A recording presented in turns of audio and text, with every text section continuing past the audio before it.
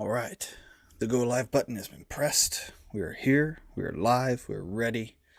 I'm gonna knock it out. Another great day. Hope you had a great weekend. Hope it was just good overall last week for you. Mine was super hectic and busy, like crazy busy. But overall, great. Had a great weekend. Got to go hang out with some friends for the weekend.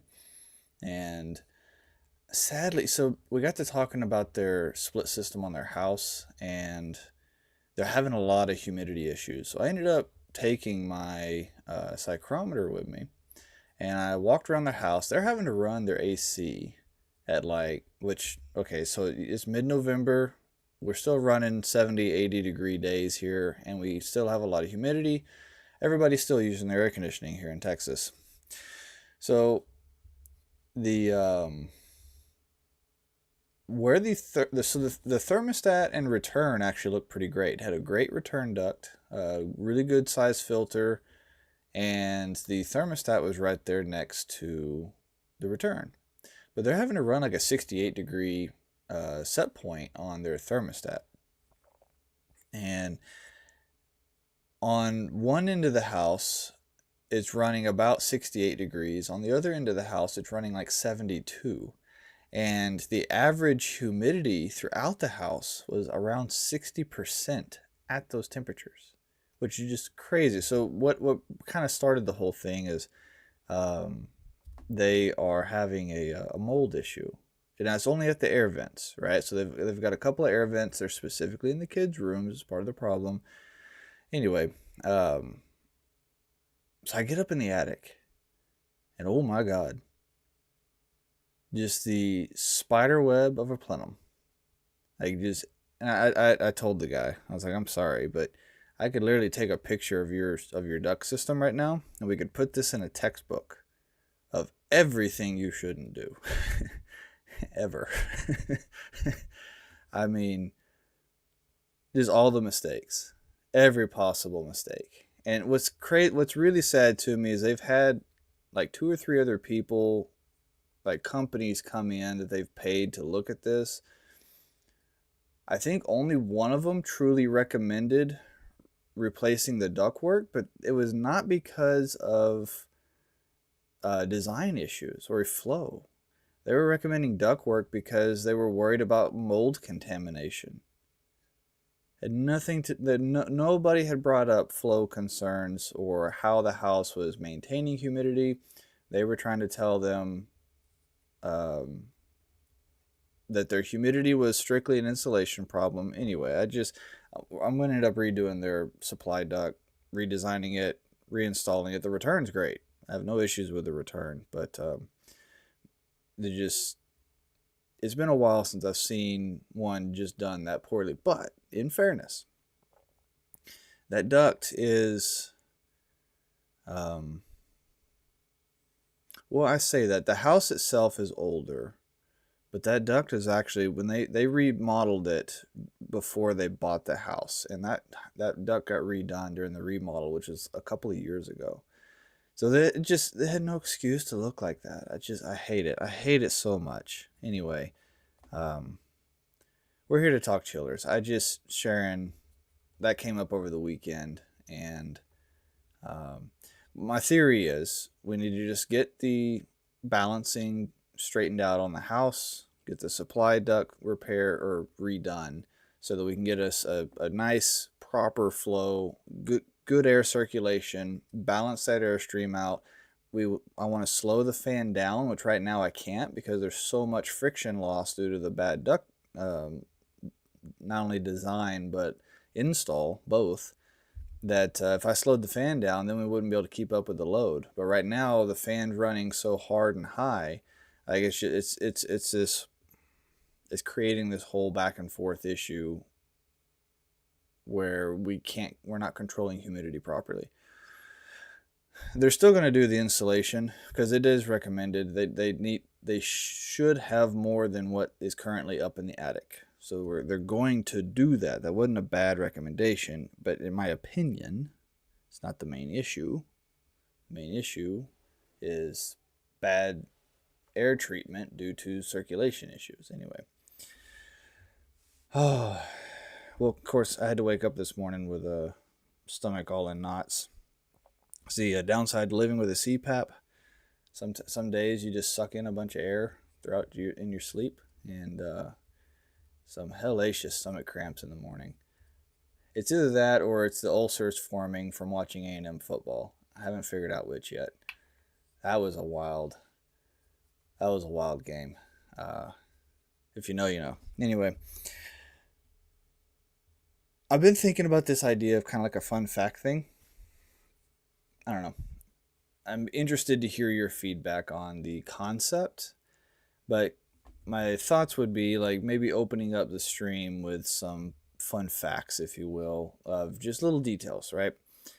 Separate from the actual questions, more of just a factoid for the week, or I don't know, still kind of playing with the concept. But I'm curious to your thoughts, or would that be something you'd even find interesting? So a fun fact for this week would be, and it's kind of based on a question to a degree, why do we not use more advanced practices with, say, standard air-cooled scroll chillers, right? Now we get into the smaller end process chillers and specialty applications, you still see some interesting things there. Hot gas bypasses and head pressure regulating systems or valves, along with maybe even some variable speed or multi-stage kind of thing with a scroll compressor. But why do we not see that on just the generic production line units? It comes back to efficiency and cost. You see, it is my observation, and having just worked with manufacturers for as long as I have, the premise to majority of scroll units, majority, not all, but majority, is cheap and effective. A joke comes to mind, but I'm going to keep it to myself. Cheap and effective. So we don't have to get very big before we start getting into screw compressor territory. And what I mean by that is screw compressors are significantly more efficient. We can go much larger in tonnage, and they're more expensive, especially with modern screws where we've now started putting them on drives. They're just so much more expensive compared to going out and buying a cheap scroll system that'll just do the job. And that really becomes the market that I see almost all air-cooled scrolls fall into, and even water-cooled for that matter. Not that there's that many of them out there, but they do exist. It just becomes what is the cheapest version of this we can make, and it still function. And that's why, in my opinion, that's why I don't think we see a lot of these advanced features where we're using variable speed scrolls or multi-stage or what would be considered the digital scrolls or the hot gas bypass functionality, any of that stuff. I think that's why we're just not seeing that. Not to mention, a lot of those features are largely built for smaller scroll bodies where we may be running 15 to 25 ton scroll compressors. Typically, like the digital scrolls and like those types of features or variable speed, they're usually using that on a smaller scroll body. That's where your inverter driven scrolls are, not on those larger sizes. So I think that has a part to play as well. But all of those features add a lot of cost for what is, comparatively at least, a very marginal efficiency improvement. And we can't add very many of those in before we just end up in screw territory anyway. Now, there's problems with screws. The main one being noise. More than just cost. It's noise. Like, they're extremely loud and noisy. So that's something that I think that's why centrifugal, air-cooled centrifugals are becoming more and more a thing, because they're quiet and more efficient, but specifically they're quiet. So I think that's why centrifugals have really started to make a splash in the air-cooled market. But just the fun factoid being cheap and effective. When we think of air-cooled scroll chillers, they're cheap and effective. And so it's not like these RTUs where a lot of these companies are continuing to go deeper and deeper into these more advanced scroll circuits. You're not going to see screw compressors or centrifugal compressors on those RTUs or those types of applications. They're going to be scroll based. And it just makes more sense to add the little bit of extra cost to gain those efficiency and control points, right? So that's the fun factoid. That's a big observation I see, and that's something that I see talked about a lot, of just for people coming from, say, the RTU space into chillers.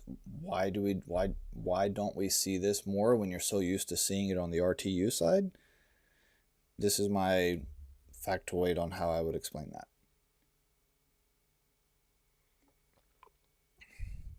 And I've thought about doing these factoids of like pulling an impeller down and talking about maybe some basic characteristics of an impeller. How are we utilizing centrifugal technology or guide vanes? You know, I don't know. I've got thoughts and ideas. Okay, we're gonna roll into our first question. I do see we have one question about how to size. That's a bit too broad of a question for me. I want to assume you mean how do we size a chiller, but I need a little more specifics, a little more parameters to put around that, so I can give you a proper response. All right. Can the dual compressor NAVAC pump liquid? So this is referring to the NAVAC NRDC4M. All right, so let's toggle over here real quick. So it's the NRDC4M. This is a genuine question. This is not a sponsored question, just in case anybody's curious. The NAVAC did not pay to have this question put in there. But this came from some videos I've done where I've talked very heavily about this pump. So for a long time, I was a heavy G5Twin advocate. Now this is for, say, your air-cooled applications or just your smaller tonnages and lines of systems where we just need a very easy access portable pump, right, or a recovery machine. Now, if you start getting into larger applications, you really want to start looking more into the ref tech side of things and just the size and capacity that their machines have. But they're a much more advanced machine. They also are going to be, to make them worth their money, you need to understand more advanced procedures on how to use them. Anyway, this machine, though, by NAVAC, has by far become my go-to compared to the G5Twin. It's just, there's so many great things about it. Now, to explain the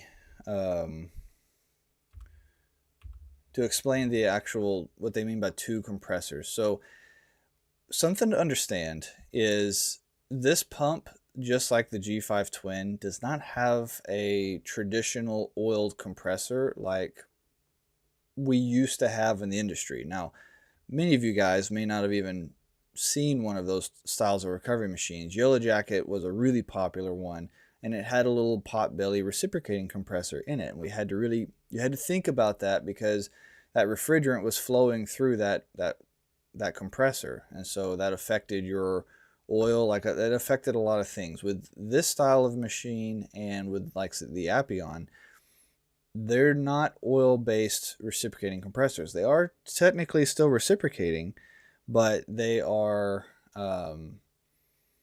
they've designed a set of non-oiled valves, or a set of cylinders that are not oiled, and they've got valves in them that can move liquids. So on the traditional styles of recovery machines that had actual compressors in them, you could not pump liquid through them. They weren't designed for that. It would be the same as just flooding a regular scroll compressor today. Obviously, it's not going to go very well in your favor.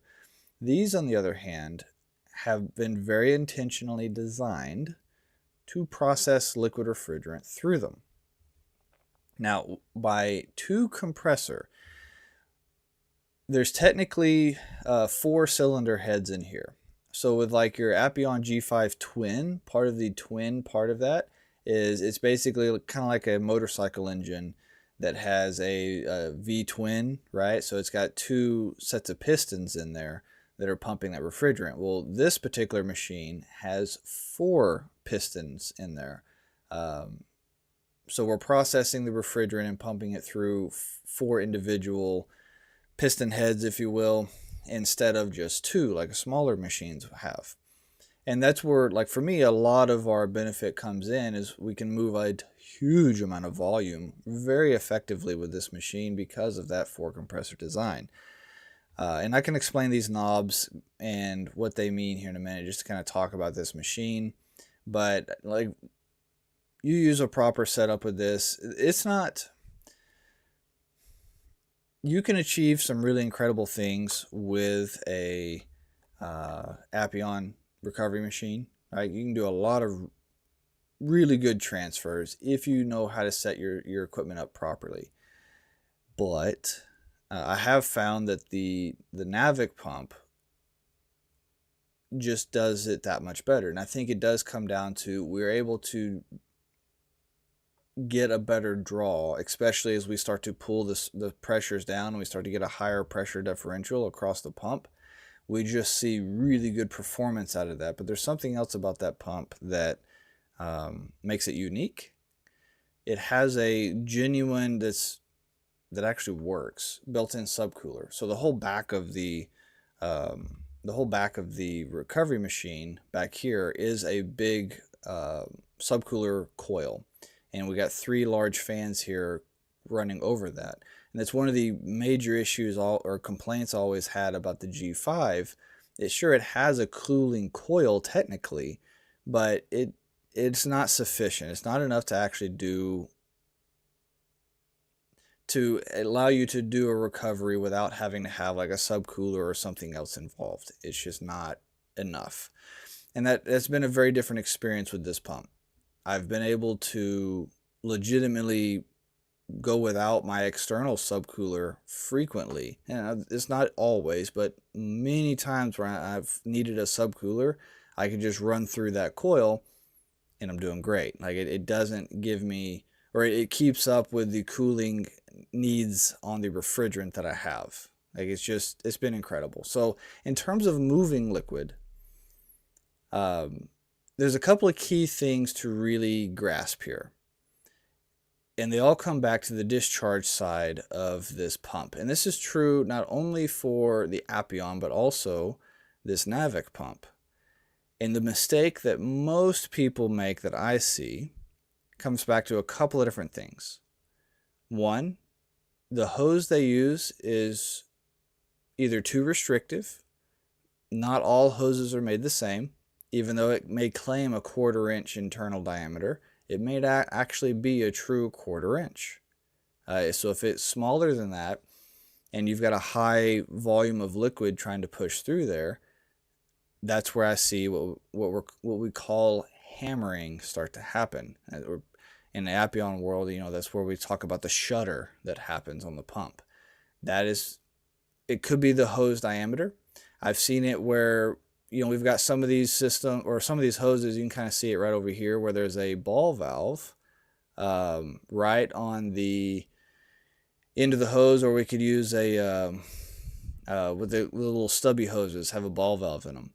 I've seen those where not all of them are full port. So some of them are restricted down smaller and they're not actually allowing full refrigerant gas through there at the full size of the port itself. So in that scenario, that's where I've seen a similar thing. It's just the same as if the hose itself was just too small, which I don't actually recommend using 1/4 inch hose like you see here. But that's a separate conversation. I get crap for it all the time. I get it.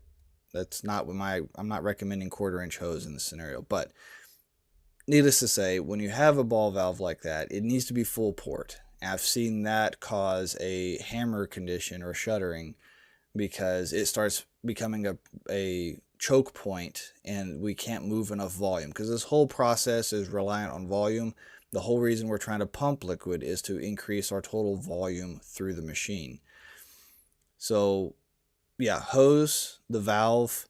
If you get, say, too high of a pressure differential, so when you start getting into a scenario where your tanks are building a lot of pressure and you're having to push that liquid refrigerant into a higher pressure tank, it's starting to heat up because maybe you're not going through the subcooler, maybe you're doing 410A, whatever the case may be, you're getting a lot of pressure differential across this pump and you're trying to move liquid at the same time. That's a scenario that I see that shuttering start to happen as well. And these NAVAC pumps will have, it's not quite as dramatic, doesn't sound quite the same, but they will have a shutter effect similarly to the Appion pumps. It'll tear both of them up if they're allowed to sit and hammer like that while they're trying to pump liquid refrigerant. It's not something you'll see when you're just moving vapor. It's when you start trying to put liquid through it, and that's when most guys tear them up. So here's the thing. When you start to hear that shuttering happen, don't choke it down. Restrict the flow down. If you need to, troubleshoot why it's being allowed to shutter. Do you need to get a different set of hoses? Do you have core depressors in your hoses? All right, that's something that I've seen happen many times. You have to pull those core depressors out if they're in there. Obviously, if you're using a larger set of hoses, you probably don't have depressors, but you're also probably not having that issue either. So yeah, do you have a core depressor getting in the way? Is that restricting flow? Choke it down.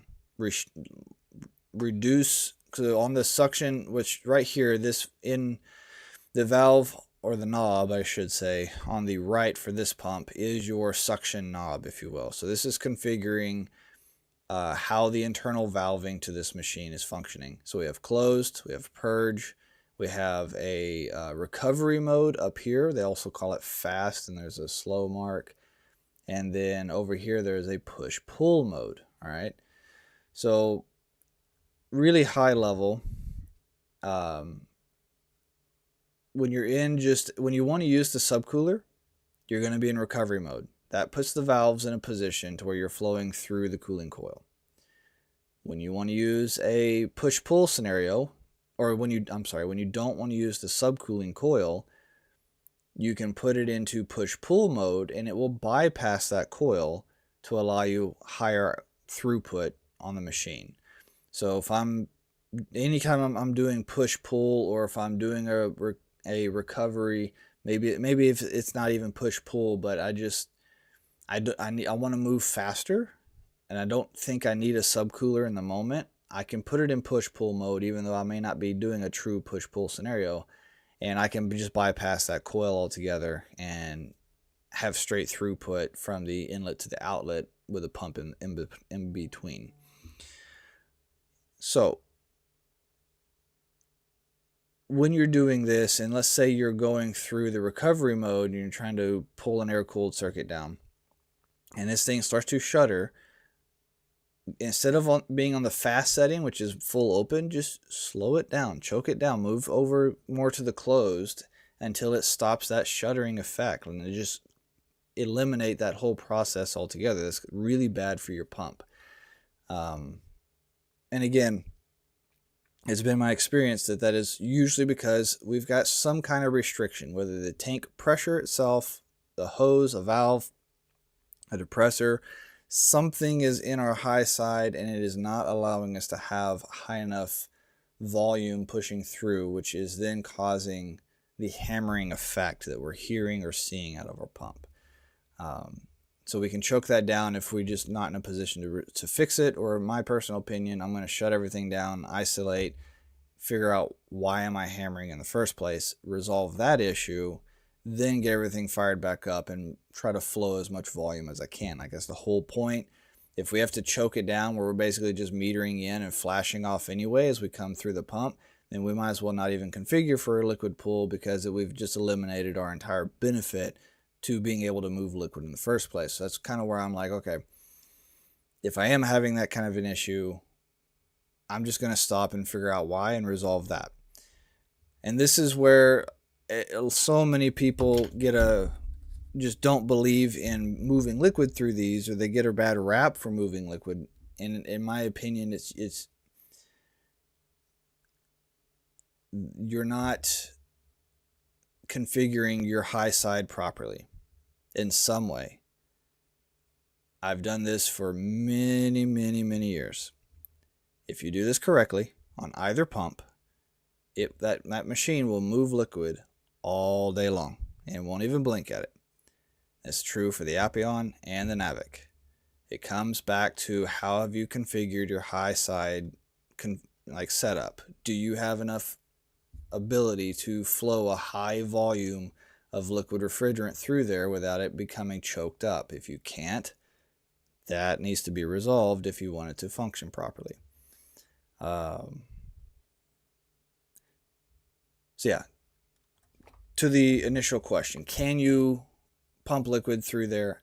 Absolutely. As I've stated, it comes back to how you have your equipment configured. And then from there, you can use the push-pull, or you can use the subcooler coil. That's how I think of it, is do I want the subcooling coil or do I not? If I do, I use the recovery mode. If I don't, I use the push-pull mode. It's just, for me, it's as simple as that. And then the purge mode on that is just to purge the pump out once you finish the transfer process. So it basically closes off the suction side of the pump coming into it, and then it draws everything back off of the pump and then tries to push it out the high side as much as it can until it just can't any further, right? So that's all the purge is, and you move it back to closed and you're done. Anything else I want to add to that? Yeah, I'm curious. Right, this is kind of one of those hot button topics. I am very curious. I mean, does anybody disagree with that? I'd love to have a discussion. I try to be careful being too declarative in my statements, and just, there are unique scenarios. Everybody has their own experience. I'm trying to share mine. I firmly believe this. I've tested this to nauseam, right? Because I really,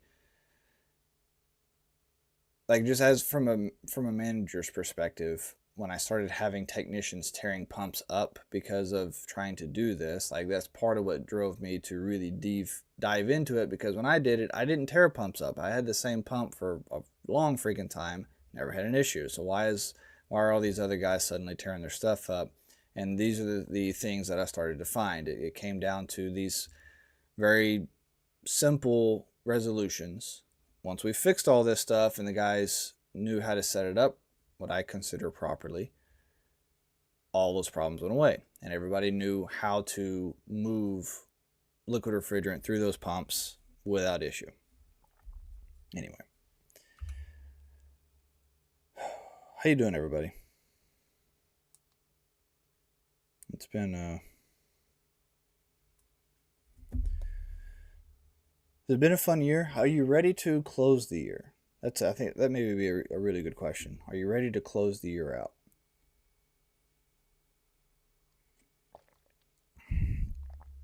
I know it's been a wild ride for us. It's been a lot happened this year. Fourth kid. A lot of big steps taken within Chiller Academy. A lot of big stuff put out.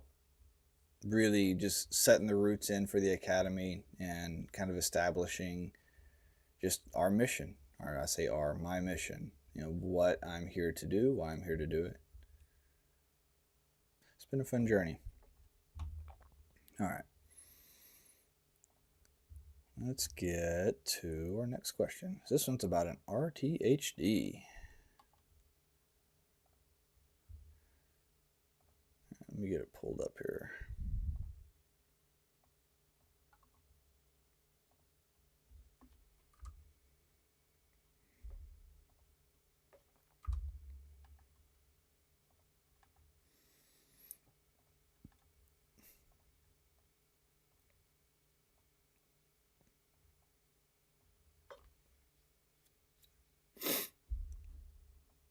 All right. Have you seen these RTHDs have a wet oil sensor but a high liquid level, causing EXV to pinch off? Absolutely. And this is especially true if you're running the older style of liquid level sensor that is a float style. So let's come over to the whiteboard and let me give you just a quick rundown of how this functions and what's being said here for anybody that may not be aware. So an RTHD is a screw water-cooled chiller by Trane. I'm going to draw the evaporator here. So the evaporator is a falling film evaporator where we have our metering device and we have our EXVs up here. Okay, so this feeds into a spray rail, and this sprays refrigerant down over the tubes in the evaporator. And down here at the bottom, we have this little chamber. I should probably change up colors here, but we have this little chamber that actually comes up high to the top of the evap. This pulls in from the bottom. This is where our liquid level sensor is. Liquid level. Not liquid line, liquid level. So right here is where we're monitoring how much refrigerant is in this evaporator, and that is controlling our EXVs. It's not based off of superheat or any other parameters. These valves are controlled directly based off of this level. And if anybody wants to see these, I can actually show some example of these in a minute and actually let you look at some pictures of what this will look like in the field. But from a high level perspective, this is kind of gives you a layout. So, and our suction line comes off over here on the top, coming back into the compressor. So we have our suction, the metering device, liquid level sensing, suction, and we have a oil recovery circuit and such down here as well. Now, the question comes back to we have a wet oil sensor, but a high liquid level. So these machines are really bad about oil migration. It's just a common thing that we all end up dealing with when we're working on these. That oil migrates into this evaporator and gets stuck. Now we have an oil recovery system called a gas pump. That's what Trane is using. So that's a little chamber down here at the bottom. It's got some solenoid valves and stuff with a bunch of little small tubes coming into it from different parts of the chiller, right? This is a separate conversation in and of itself. Just understand that this is here. So it's a gas pump. This is for our oil recovery. Now, what ends up happening, the oil reservoir has a optical sensor in it. That optical sensor is monitoring for oil in the oil reservoir, okay, which is up above the evaporator. It's actually sitting right up above here on the condenser side underneath the compressor. Okay, that's where our reservoir sits. Our oil separators, which are coming off the compressor's discharge, drain into this reservoir. Then the reservoir then feeds up into our compressor to lubricate the bearings. This doesn't have an oil pump. This system is strictly pressure differential dependent. So it's using the difference between low and high pressure in order to move that refrigerant. And it's just an unfortunate fact that during the off cycle, many times, that oil will have a tendency to migrate to the evaporator. And a common thing to have happen is the oil sensor will show dry. So that's the difference between it sees oil versus it doesn't see oil. If it says wet, that means it sees oil and you're allowed to turn the compressor on. If it is dry, then it doesn't see oil and you don't get to turn the compressor on. You've got to add oil in there first to get the compressor to run, and that sensor has to show wet. One of the things that can happen, and this can happen really easily if you've got too much oil in the system. That can happen very easily because one of the, or the main way that at least I personally correct a migration issue. When my oil sensor shows dry on this machine, I will add maybe half a gallon of oil, enough to get the compressor to turn on safely and get the sensor to go from dry to wet. Then as we start to recover the oil back via the gas pump system, which could take it's going to take half an hour to an hour of runtime before you really start getting that back enough to matter. I'll start pulling that oil back off, back out of the reservoir, in order to not overcharge. I only added it in there as a temporary to get the machine online. That's the only purpose it served. So if somebody doesn't, like say they use that procedure, they think the oil is low, they add oil, not realizing that they had a migration, right? So you didn't know that the oil migrated, you just thought it was low on oil for some reason, who knows why. Well, then all of a sudden you've got an overcharge on the oil, and that will cause high oil levels in the evaporator. Now, that oil ends up foaming a lot on these machines. The older style of these, there's an actual float inside of this liquid level sensor. And that float is adjusting based off of where the actual liquid level is to the evaporator. And then there is basically almost like a magnetic sensor that is able to read where that float is and report back to the control system where our level is. So if we start showing a high liquid level and the float is up higher, then it means we have a high level in the evaporator. We need to feed less refrigerant in. So we need to close down on the metering valve. Well, when we have, think of, to paint a picture of this visually, think about scroll compressors that you've seen that have a sight glass.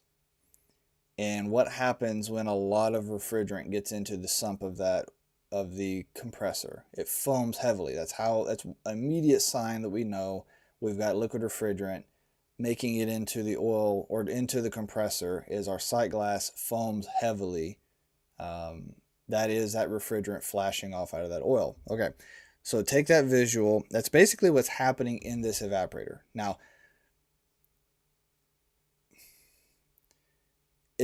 it's going to happen a little bit just based off how these machines are designed. But when there's too much oil and we have a heavy oil charge in this evaporator, it happens a lot. We get a lot of foam. The issue is the float in this level sensor will float on top of that oil foam. So as that oil begins to foam up, it pushes that level sensor higher than the actual liquid refrigerant level is.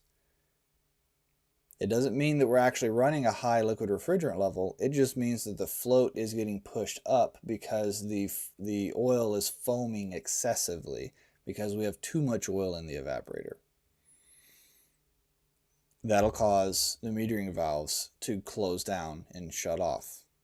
And then you start pushing into approach issues, you start pushing into low pressure issues. Like that starts this whole other cycle. It doesn't happen as often as the alternative, right? It is more common when we deal with a migration issue we see the oil sensor show dry. And then when you get used to these machines, when you see that, and there's been no other service, or you don't see a bunch of oil on the floor, but yet the sensor shows dry, and it's trying to do a startup, you immediately know we had a migration. We got to resolve the migration. It's just one of those things you learn working on these machines. So that's what you're going to see majority of the time. But sometimes, just like the question states, right? So have you seen these RTHDs have a wet oil sensor but a high liquid level? which is causing the EXVs to pinch off.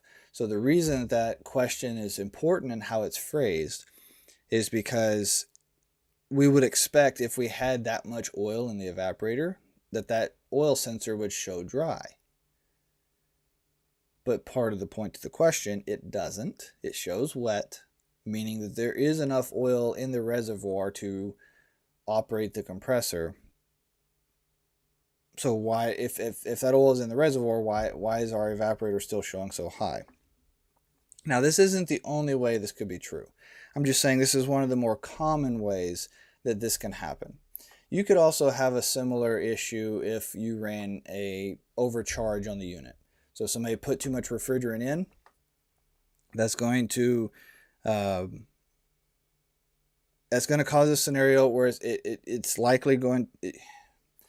As I'm saying it, I guess I'm feeling the rebuttals of it's going to cause higher head pressure. It wouldn't so high refrigerant charge would cause higher head pressure, but it wouldn't necessarily result in a higher evaporator level. So maybe it wouldn't be an overcharge, as I'm talking this out kind of live here. So yeah, I'd say an overcharge is probably less likely to cause that. But the level sensor itself going bad can cause it. These floats do sometimes get stuck. That can cause it, even though in this particular scenario, I think it's probably less likely. The sensor being bad is a very likely situation. It absolutely could be true. In addition to just a high oil charge in the circuit. Let's see. What else would cause that? You could have a scenario where the optical sensor on the oil reservoir has failed. There's not actually oil there. And the thing is, though, if you see that, you're going to hear that in the compressor, because you're gonna actually, that compressor is not going to run for very long if it's actually low in the reservoir before those bearings are going to start screaming at you. I mean, they're going to go dry. That compressor is going to start really freaking out. So that'll come with additional symptoms if it was, say, a bad optical sensor and you had migrated. What other scenarios could we run into? Level sensor being bad. Optical sensor. We already talked about the oil. Yeah, I think that should be that's with your specific conditions. That's what I'd be looking into.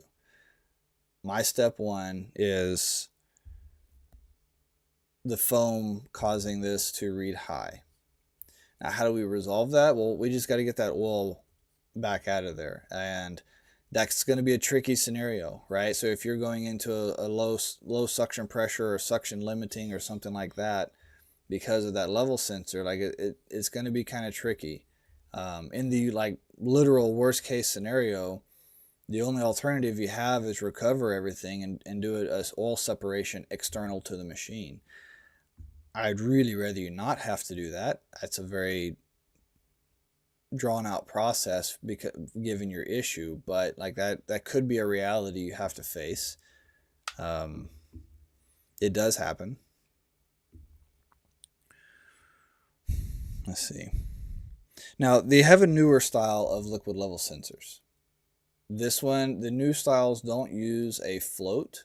They're using a conductive based sensor. It's still a solid state sensor, and it works just like a YK liquid level sensor works on a centrifugal, if that means anything to you. But essentially, refrigerant has a different conductance than oil does, and the sensor, when it's calibrated, it's actually it's expecting to see oil, because these machines do run with a decent amount of oil in the evaporator, just as a default. It's unfortunate, but true. So the controls panel is actually able to read that sensor and see a difference between what is liquid refrigerant making contact with the sensor and what is oil. And the oil will float on top of the refrigerant.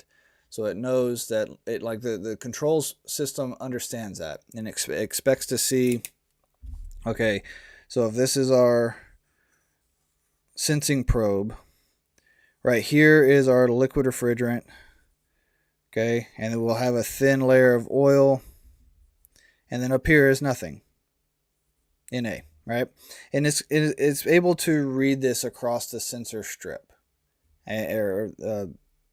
and determine, okay, what is the conductance of each of these levels.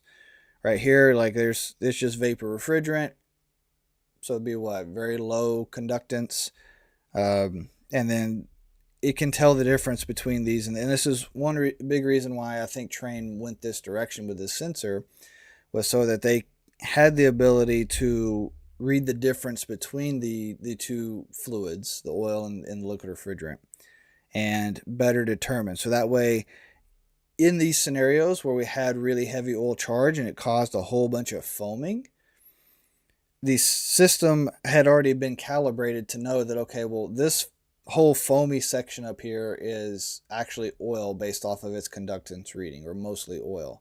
We know that it's oil foam. Versus actual liquid refrigerant down here towards the bottom of the sensor, that should be our actual liquid level, and it's able to determine the difference and give a better feedback to the controls to control the metering device, and etc. Right? Those are the newer sensors. So my assumption would be you're dealing with an older sensor. These are not perfect though. So something to keep in mind is you could still have a similar condition happen to these. I say similar. Either this sensor would have to not be calibrated properly at the time and able to tell the difference between these two, or for some reason there's a really heavy refrigerant, say, entrainment into the oil foam, and the sensor is getting fooled and it thinks that, okay, well, this may be actual liquid refrigerant instead of just oil foam.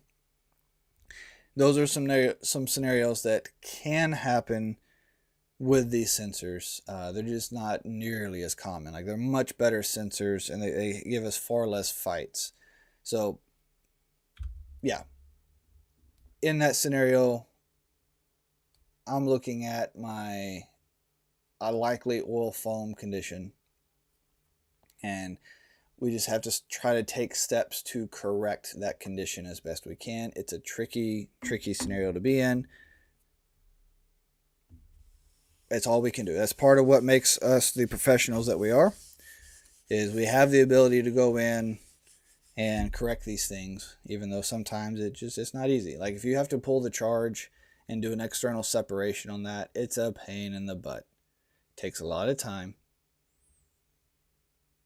And you have to go back in. Like, I'm not putting that old oil back in the machine at that point. All the oil I pulled out, I'm strictly just going back in with new oil, right? But that would get the excessive oil charge out of the evaporator, get it somewhere where you can dispose of it, and then you can still save the refrigerant back out of it, and then add that refrigerant back to the system once you've removed the oil from it. How you doing, Troy? I see Yassine. All right. What vibration signatures or harmonic patterns indicate early stage bearing wear in centrifugal compressors before it shows up in performance metrics? Yeah, so you're definitely, many times you'll be able to hear it. You'll be able to hear the vibration, like the sound signature, if you want to call it that, Troy. My training on this, and I'm not an expert on vibration. I've worked with guys who are way more proficient at this kind of stuff than I am. But the way I've been trained on this is, if you're it's best to have a vibration profile done on a machine during an annual, right? So get up on it, take your vibration readings then. And it depends on everybody, whether you're using G's, whether you're using mils. There's a couple of different metrics of measurement that people will use. It comes back to also like the sensor you're using. Are you using an SKF sensor, a Ludeca sensor, right? So all those factors play into like with the reading output you may have. So I'm not going to give you hard numbers. What I will say though is if you can get an initial profile on how this machine in this plant is running, or maybe there's a couple of other machines in the plant that you're able to take some baselines off of. Maybe you haven't gotten a baseline for this particular machine, but there are some other like models that you can get a baseline on. Try to do that and then compare that to the one that you're concerned about. Or if you can get a baseline reading of, okay, we're not showing any symptoms, we're not having any concerns at this time for this machine, we're doing an annual maintenance, let's get it fired up, we're going to take a vibration analysis now, and then we're going to do that every annual moving forward. And obviously if we start to see a trend where those vibration readings are becoming more erratic with higher peaks, then we can prematurely start to see the bearing issues developing ahead of time. That's how I've been taught to do this on centrifugals. Now, in terms of smaller motors, like say a pump motor or something, we actually have, and I don't have it to memory. I've always had these little cheat sheets basically we could go off of okay, if it's below these values, and honestly in the moment I couldn't even pull one out of my brain. But if we're below these values, then we're good. If we're above this value, like, and basically just a whole value chart of, okay, this is considered good. This is a warning of something is possibly going wrong here. And then you've got your, okay, these vibration readings mean something is bad, something is wrong. We need to heavily investigate immediately, right? So I'm really trying to draw from my brain some examples to give, but yeah, I wish I had a better answer. I wish I had a better answer. I sadly don't for that specifically, Troy. I'm sorry. I know it's kind of a painful point. Some weird things that I've had is they sound like bearings, but they're actually not. It does come back to an IGBT on the inverter. So if you're dealing with like a YK, I've had scenarios where the inverter or the IGBTs were starting to fail, and it was causing the same kind of harmonics issues that we see on the screw compressors. Because we have screw compressors that on the York side, where when their IGBTs begin to go bad, vibration reading on a screw, that's just not, to my knowledge, that's just not a practice. But sorry, I'm getting some notifications here. I'm trying to see what's going on.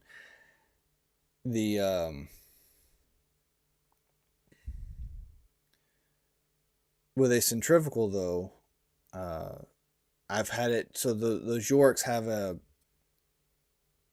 the YK specifically, the motor is not in the refrigerant stream, and I've just had those IGBTs cause this same kind of vibration noise in the motor, and then that vibration noise result in a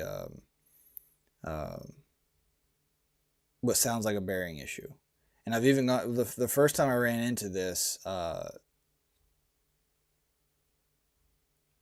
motor itself, they'd actually, the prior people before I'd gotten involved in it, they'd actually changed the motor out with a remanufactured one, was still having the vibration issue. The alignment was good on the motor. And then even on the remanufactured motor, we ended up having the bearings done again. But the brand new motor, brand new bearings would still cause the same vibration noises. And that's ultimately what it boiled down to, was the IGBTs in the drive were just affecting the motor, just like what we see on the air-cooled screw lines, where it's just a god-awful bearing grumble noise, and it's not actually the bearings, though. It's the instability of the drive's output. So just something that it sounded like a bearing issue, but it actually wasn't. Things that I've ran into. I've only seen that happen once, though, on a YK, where the IGBTs cause that in the motor. I typically only see that on an air-cooled screw. My point, though, is I have seen that. So just some weird things that may come up depending on how your system's configured. How to find air-cooled chiller tonnages. Yeah, so this is a great question. We'll dive into it real quick.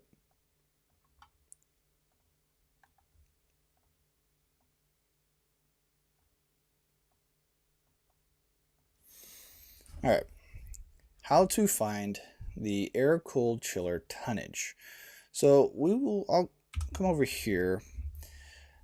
Most models numbers, so all this will be in the chiller's model number itself specifically. And what you'll find is the first 4 digits. So let's see, I'm going to use a YCIV as an example here. So YCIV.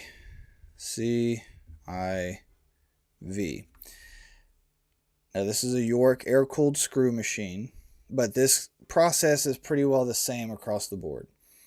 So we have a YCIV, and then the next set of numbers is, let's just say it's a 100. Okay, my marker is struggling. So we have a YCIV 100. Or we could have a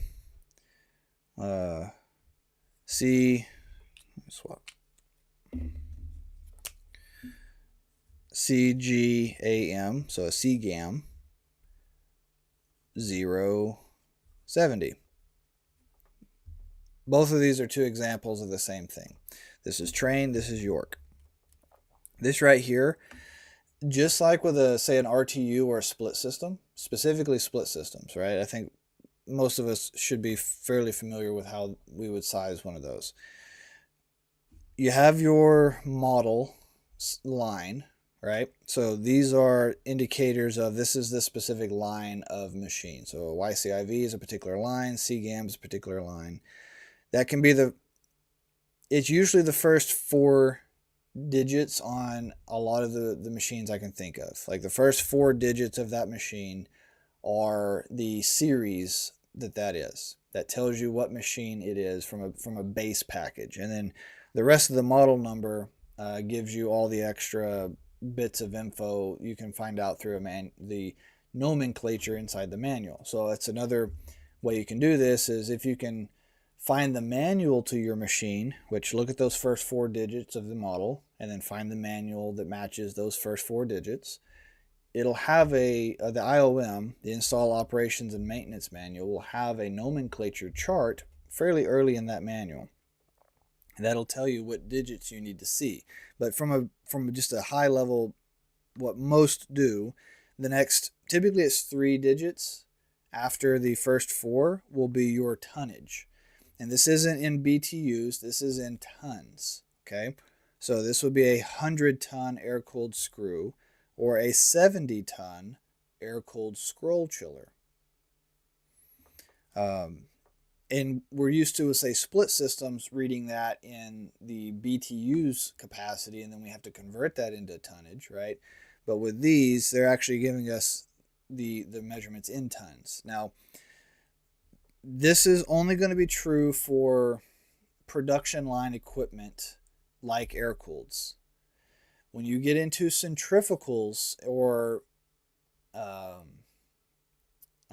what is also referred to as applied equipment, you're not going to have it tell you the actual tonnage most of the time. Some will, like a Trane, for example.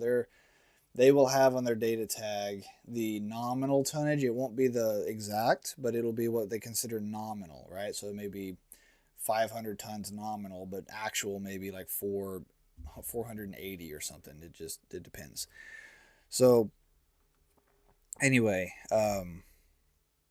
if you're working on larger equipment, that say a water-cooled centrifugal, this doesn't work exactly the same. Those don't give you the tonnage in the model the same way. Most of them don't. The same way that these air-cooled will. But if you're talking about air-cooled specifically, this is what you're looking for. This is your series. This is your tonnage. That's a fairly common industry standard. And then you'll have some little nuances here and there. But most everybody, this is what you're looking at. And so if it's less than 100 tons, this first will be a 0. Then you'll have, 70 in this case.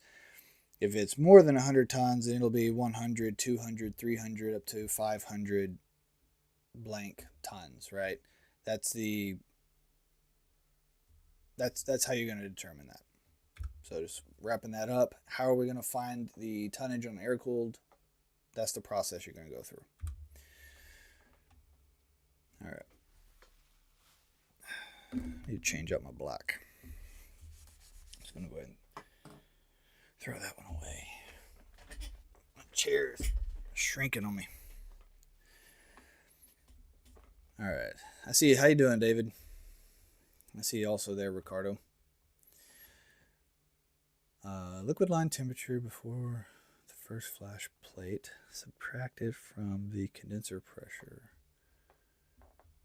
on a CVH chiller. The difference between those two numbers would be the amount of air in the machine.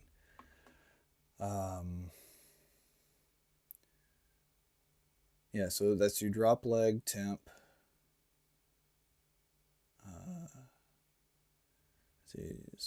I see some YK chillers use 2 sets of. Okay, those are. Do you punch 2? Okay, so we got a couple of. That's fine. I just want to make sure that those other comments weren't blending into this question. All right, let's get this question up.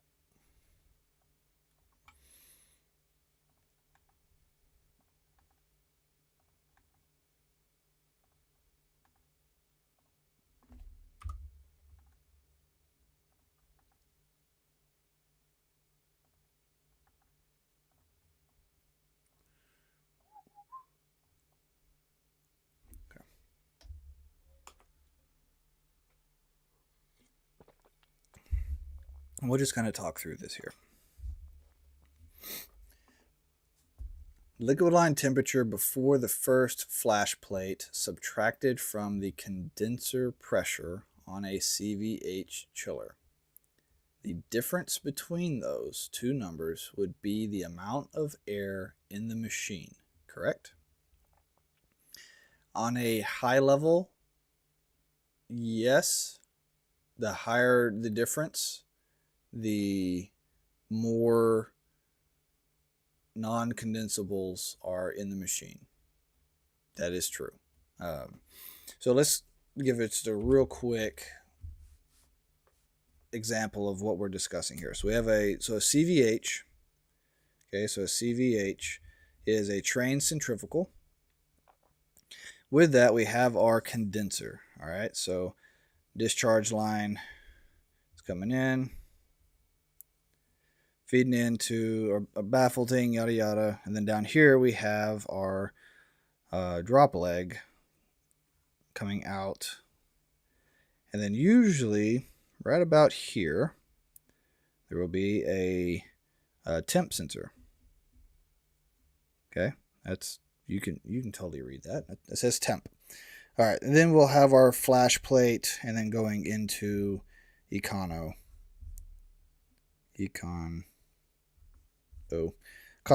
right? So from here we entered the medium pressure side of the system, but from here up we're still high side.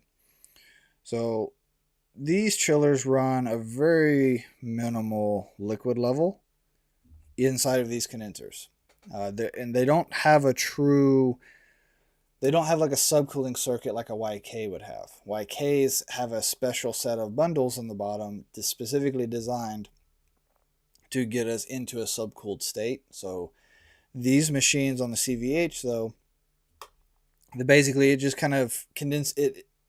If it's charged correctly, it will condense down. It will have a thin layer of standing liquid refrigerant in the bottom, but it will be fairly thin, and there's not intentional subcooling happening like we see with other models.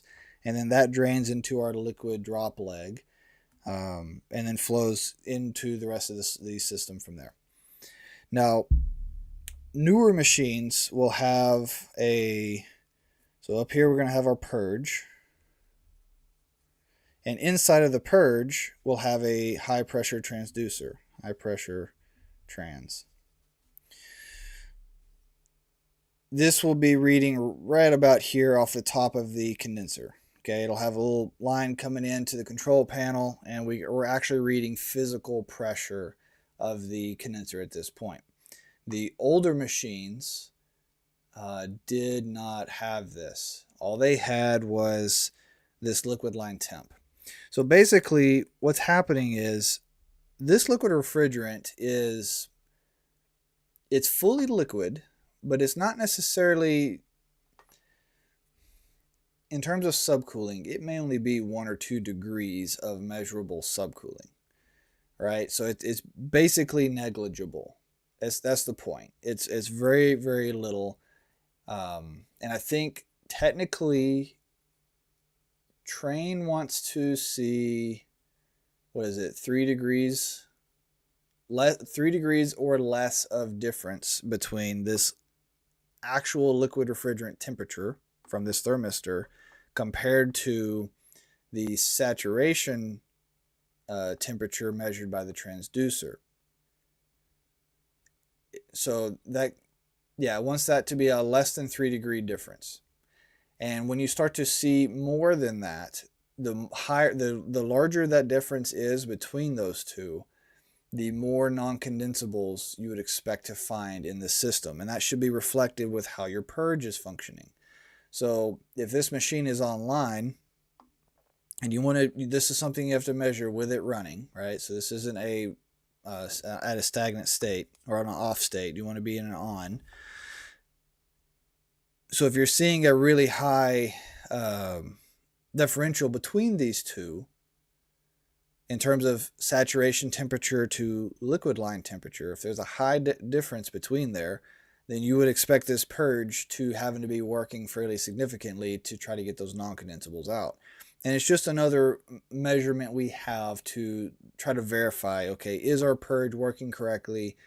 And it also could be the case that maybe one of these sensors could be the issue. All right, so that's something to keep in mind.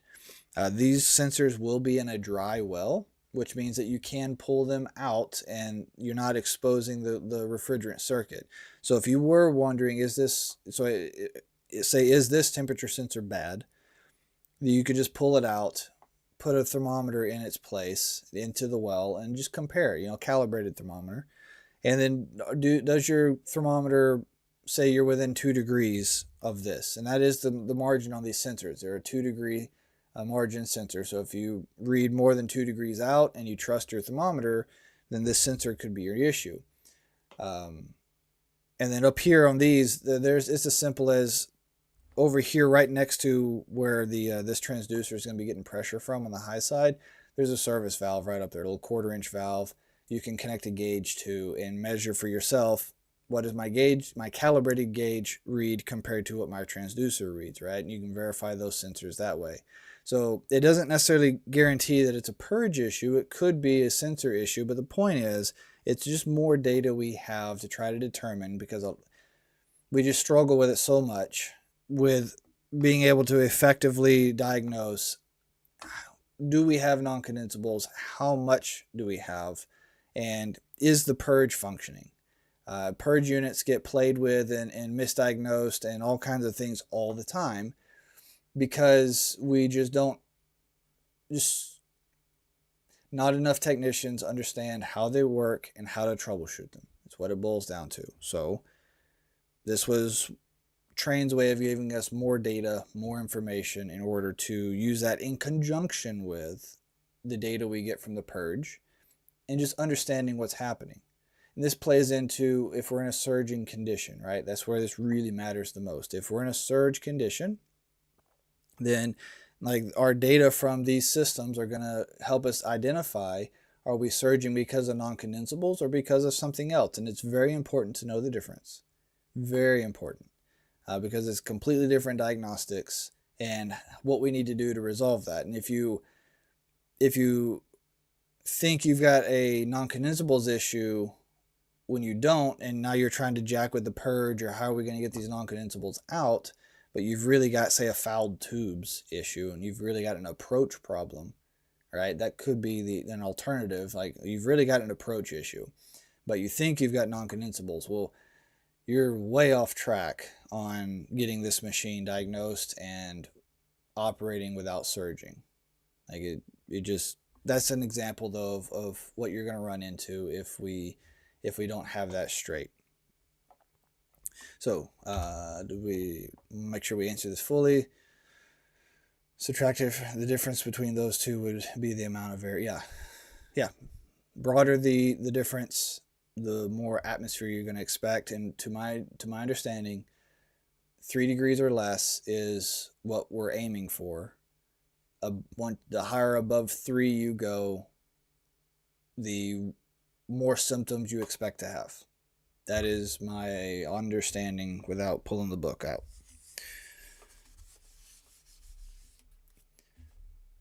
All right, this live stream would be... Yeah, Ricardo, so I haven't... Let's see, I think YouTube with the translations does automatic language translations. And I haven't really gotten into the whole dub thing, and I definitely don't speak Spanish or Portuguese or anything of the above. So, yeah, I apologize for the language barriers, bud. I know it's tough. I work with a lot of folks around the world, from Spanish to Arabic to Portuguese to you name it, Danish. It's something I'm hoping I can solve sooner than later. I really do. And hopefully the translation programs that are out there will continue to improve. I see some YK chillers with 2 sets of IGBTs. This particular drive also has a harmonic filter. Why are there 2 sets of IGBTs? How does the harmonic filter work?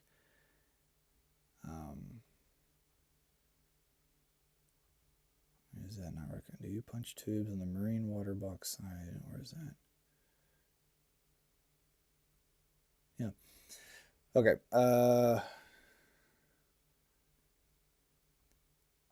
Let's pull this question in.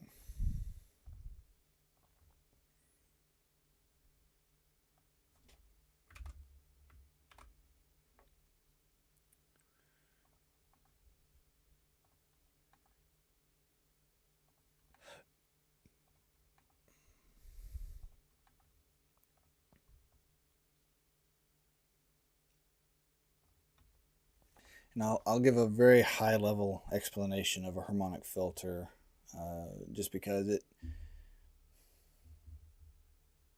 it can be a tricky topic. But in terms of 2 sets of IGBTs,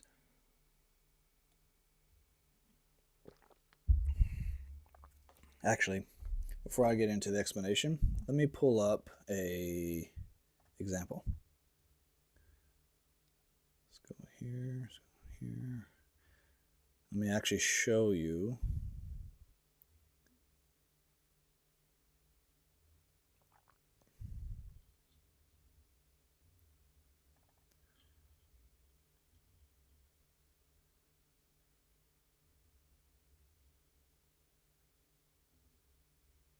Oops.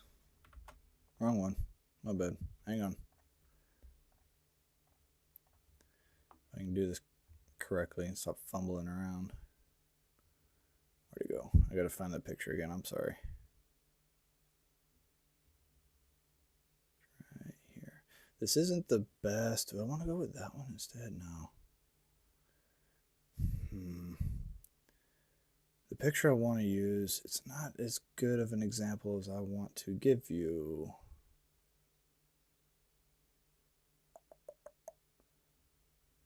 Let me see if I just have a schematic of it real quick. Because what you're seeing is it's a generational thing between drive assembly generations. Do we want to go with this one? No, this one's not the best. I think it'll be easier to show you with this one than the other one. Yeah. Yeah, we'll use this one. Okay.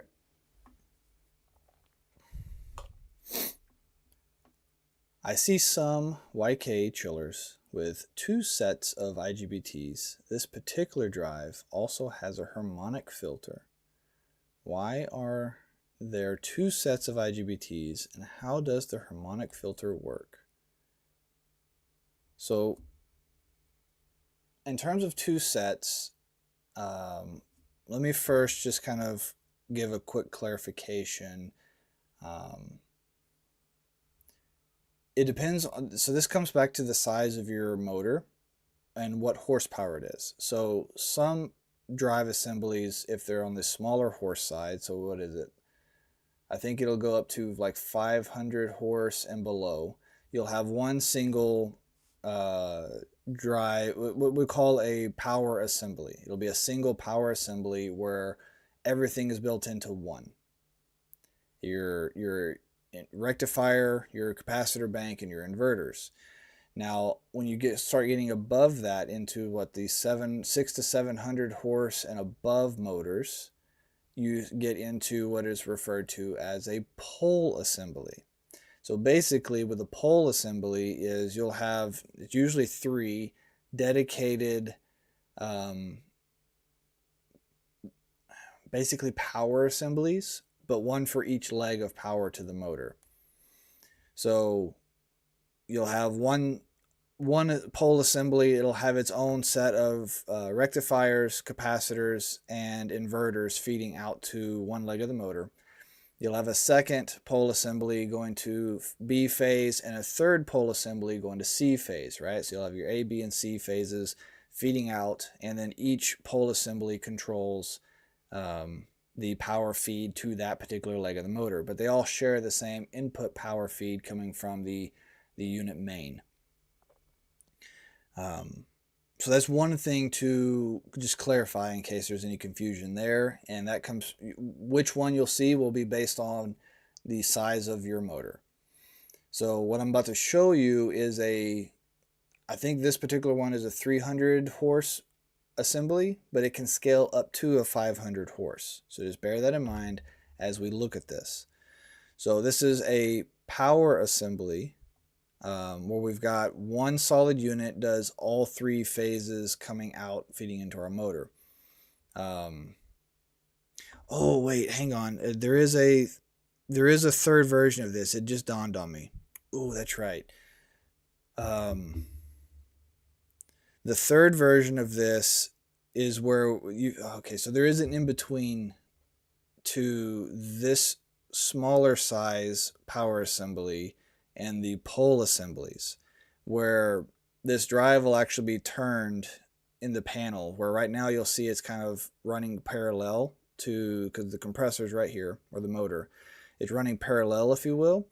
The other assembly, it's rotated, where you're actually, it'll look similar to how the air-cooled panels look, and the drive assembly is basically facing you instead of running in parallel. And so your motor terminal connections will be right here at the front of the panel instead of over here to the side. So I'll send you pictures of the drive. Oh yeah, okay, that'll work. Yes, do that. Send me a picture real quick, and I can, at minimum, I can pull it up on the phone.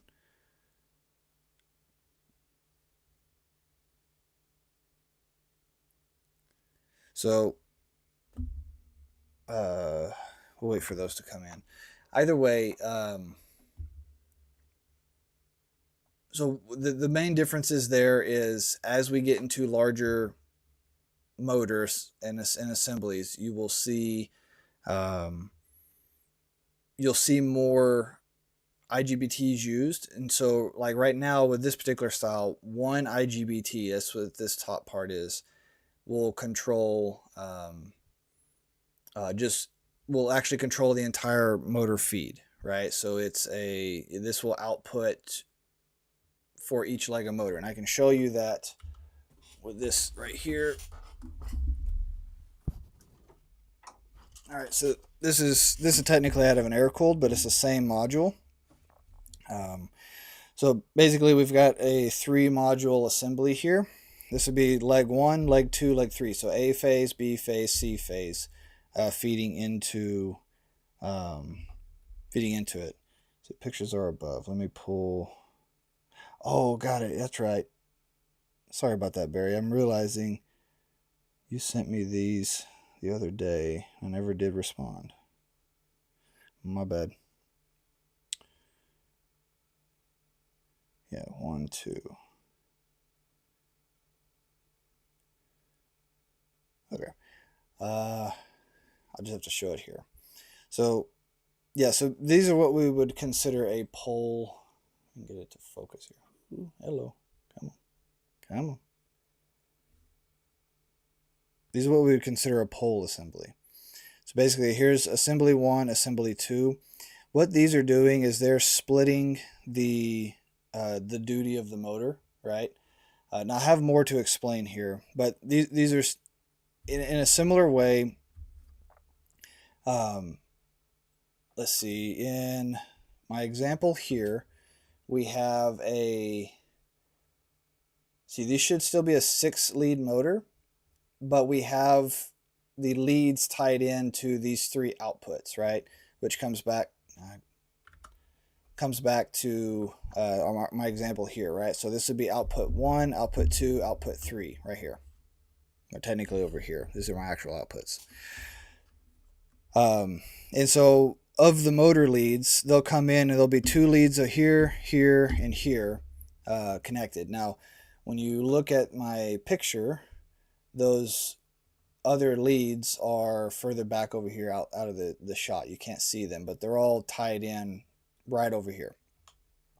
Whereas in Barry's example here, those leads are actually split in between the 2 modules. So it should still be a 6-lead motor, but one set of leads goes to the A module, one set of leads goes to the B module. And that's how they're feeding that. And hopefully everybody can see that. So this is one of the configurations that you will see where we've got the motor leads split up, and on the even larger versions of this, there'll be a 3rd assembly up here in the top that will further split these legs of power out in order to feed what we need to into the motor without overloading it. And basically what this is doing is it's still using, because you can kind of see it. I don't know if this let me zoom. You can kind of see it here where each of these copper terminals are split up into different, into their own independent outputs, right? So in some of these, there'll be a full copper bar across this entire output, and all these 3 separate outputs will be tied into the same. When you see it in that configuration, which the larger pole assemblies, that's what you'll see. All of these feed the same legs, or the same leg of power. This module is then acting as just one phase.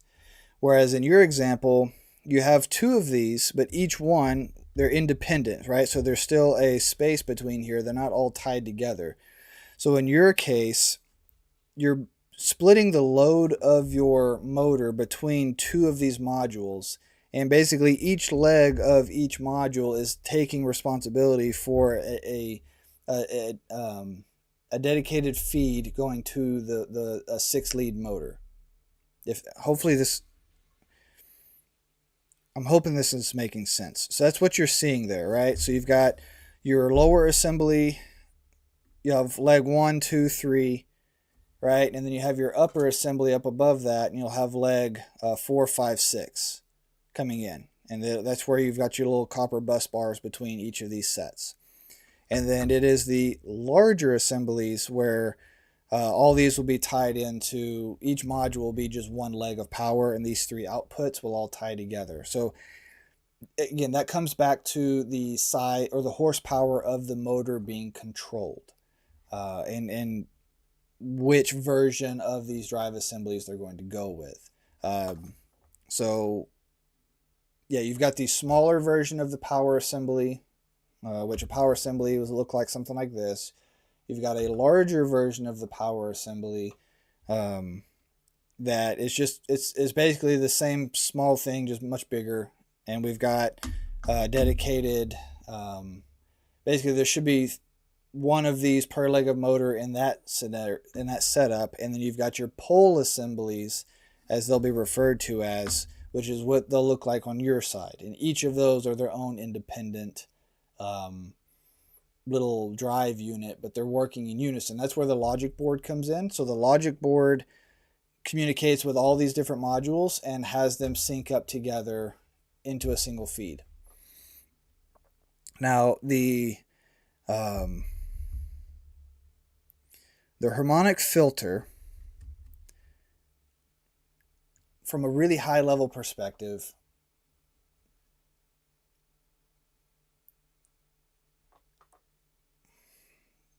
they're trying to clean up the pulses that, or the static that gets generated from I'm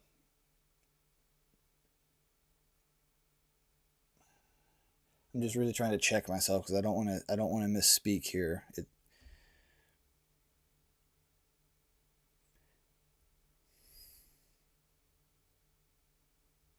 I'll tell you what, the harmonic filter, I don't want to misspeak. I find myself, as I'm trying to think through what I want to say, I really want to touch base on a couple of things from the books before I give that answer.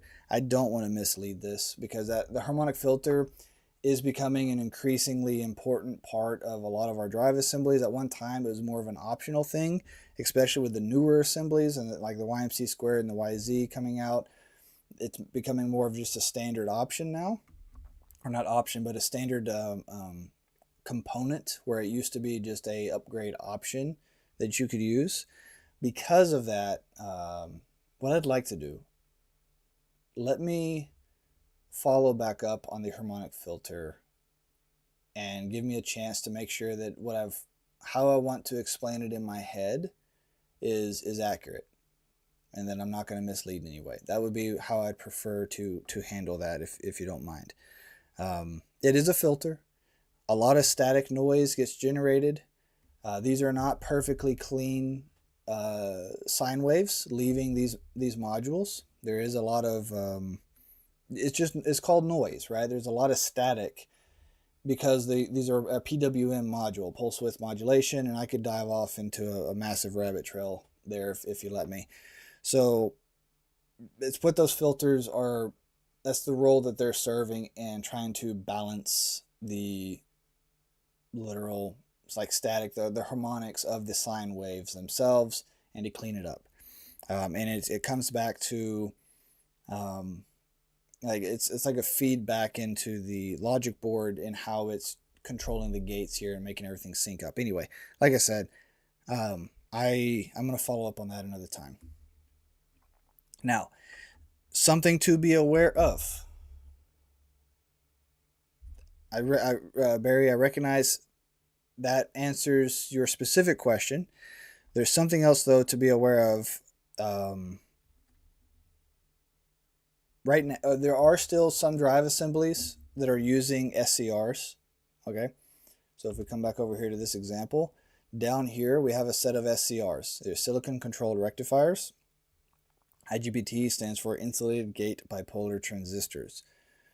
So with an SCR, these are our rectifiers converting our AC to DC, feeding into the DC bus, capacitor bank, and then our inverter feeds our DC back to an AC out.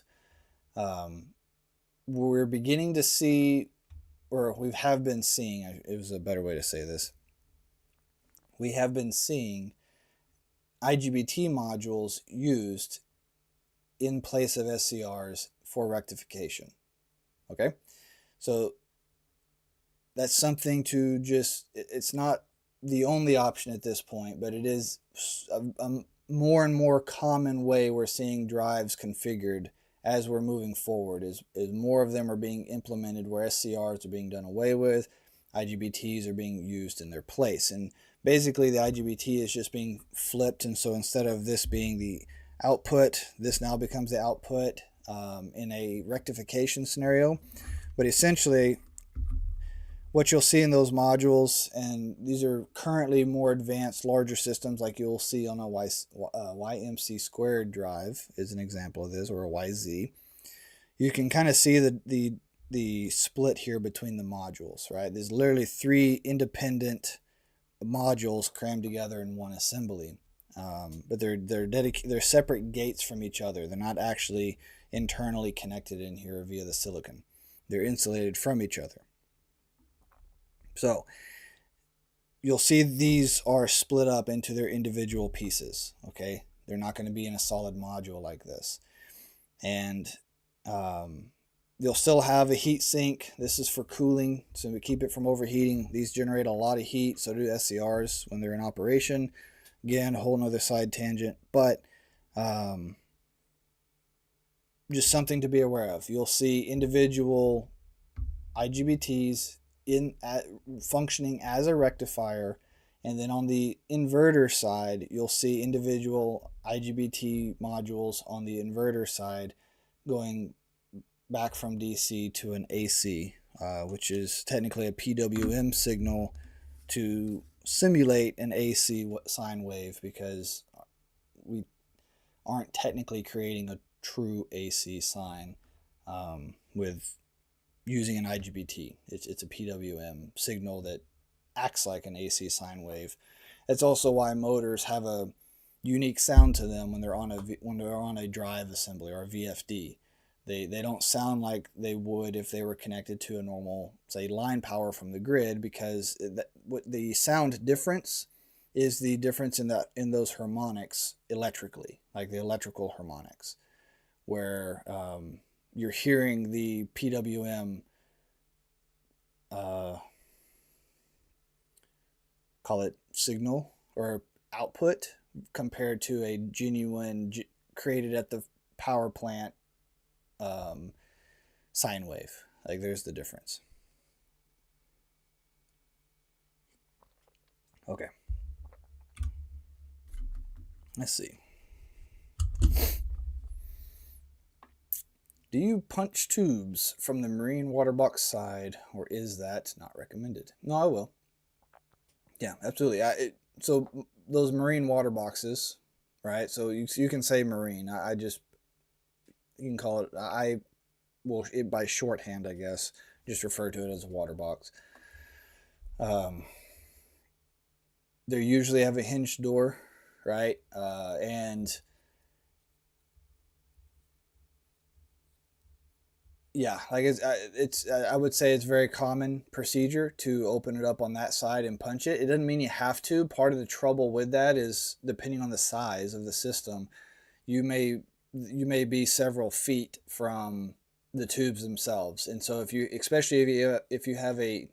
a tube pass and it's hinged on both ends, then your what's referred to as a compact water box on the backside, where it's not this big marine box like what you're thinking, but it's a more typical end bell, if you will. It might be another term you'll use for that, right? It looks like a normal end bell on the other side of the barrel, where it's just kind of looping back and around. Those many times will be hinged as well, right? So it may be easier to open up that side and brush it from that side. That just kind of depends on the plant, how they want to do it. Some plants may have you open up both ends of it at that point, but I wouldn't consider it unusual or an issue to open up from the water box side and to punch your tubes from there. instead of doing it vice versa the other way. I think it just, at that point, it's just scenario based, personal preference. Like there's something like that. Nothing real critical to make that decision. How you doing, CB? Hey, I know this is off topic. I was wondering if you've ever seen anyone go from an operator to working on chillers. An in-house industrial ammonia tech would do all of the repairs and maintenance. Well, it's not an off-topic question at all. I think it's very much on topic. That's what we're here to discuss those kinds of things, CB. So welcome. I'm glad to see you tune in. Absolutely. Whether it be from like your position, basically like being an on-site facilities person, then you get a lot of the training. You're already dealing with industrial ammonia systems. Like you've got a huge head start compared to a lot of others. But even people who all they do is just basic facility maintenance on just an office building, it's very common that at some point in that journey they decide they'd rather go deeper. And many of them aren't even working on the equipment. They'll get a lot of the training. They're very familiar with the terminology and the verbiage, some of them at least, and they'll convert from that into field service. I've hired a number of guys that way who started off as just a facilities tech, very minimal training. Maybe they've been through trade school before they got hired on at the facilities company. And then I can bring them in and train them up and get them the rest of the way from there to be a technician, right?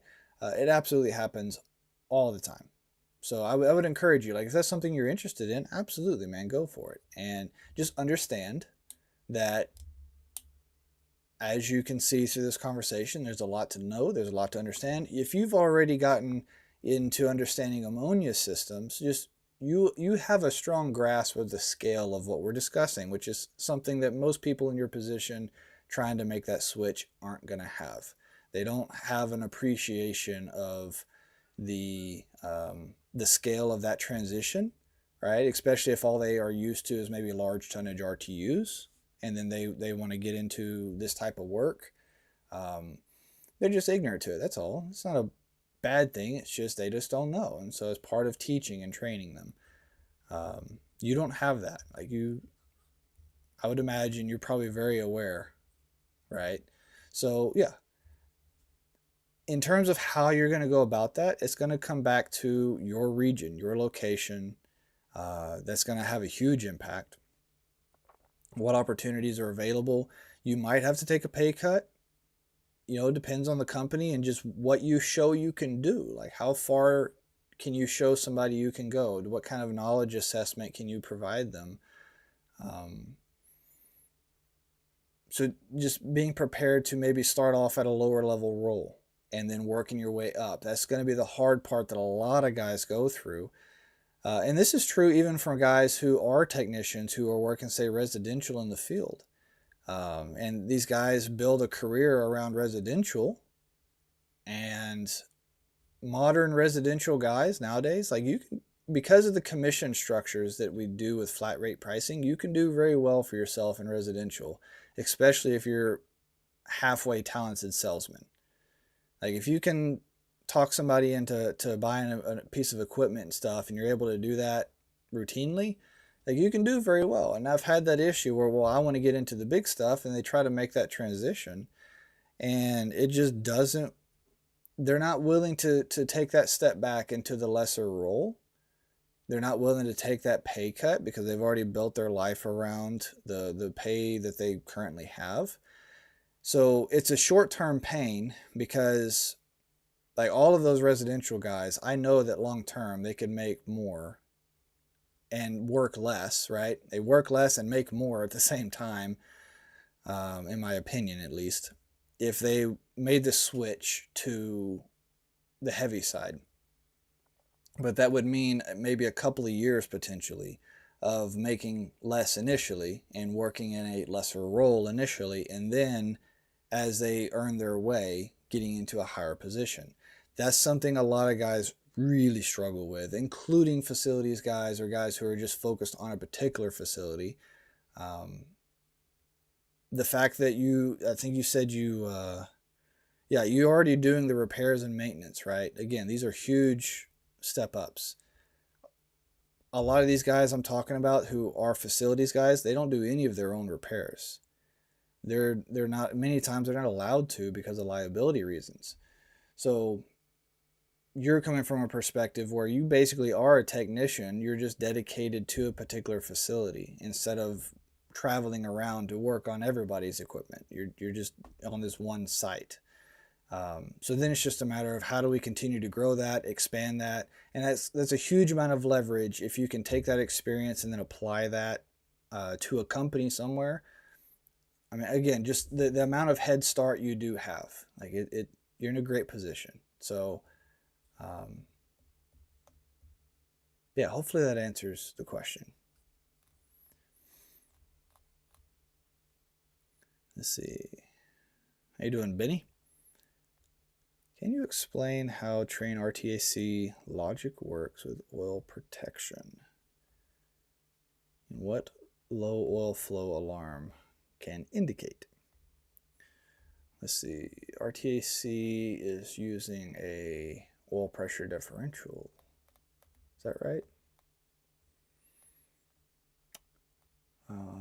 Let's see. I'm trying to remember. I want to make sure. Yeah, RTAC is using just pressure differential.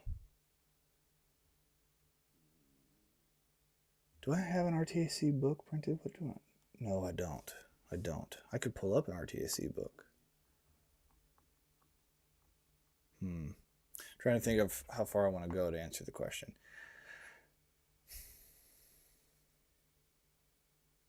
Let me just add it in here. And we'll go from there.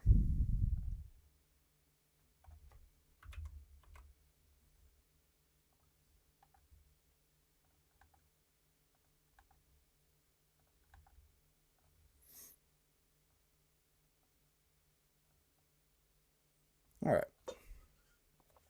Can you explain how Trane RTAC logic works with oil protection and what low oil flow alarm can indicate?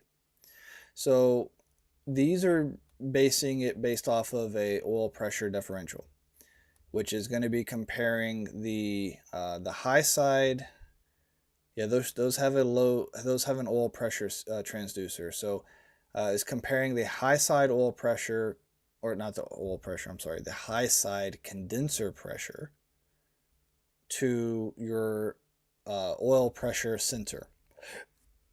And it's using that difference to determine if you've got adequate oil flow or not. So in your particular case, you want minimal difference between there.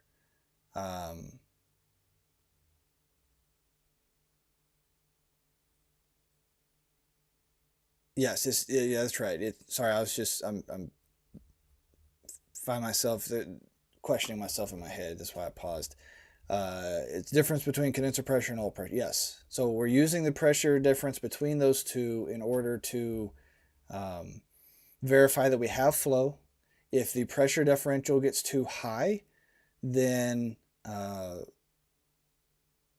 oil filter more than likely could be getting clogged up, and that could be not allowing us to have proper oil flow coming back into the compressor, right? So yeah, it could be an oil filter issue at that point. That would be the main thing I guess I'd be looking for, or there'd be a valve closed somewhere, something along those lines. So your low oil flow alarms are going to be,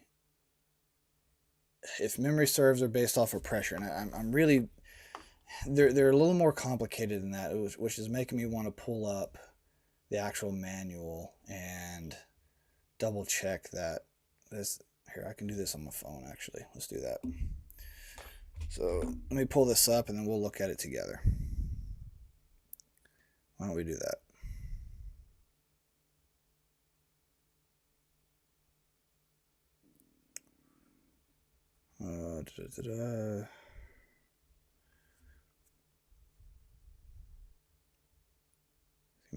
1 second.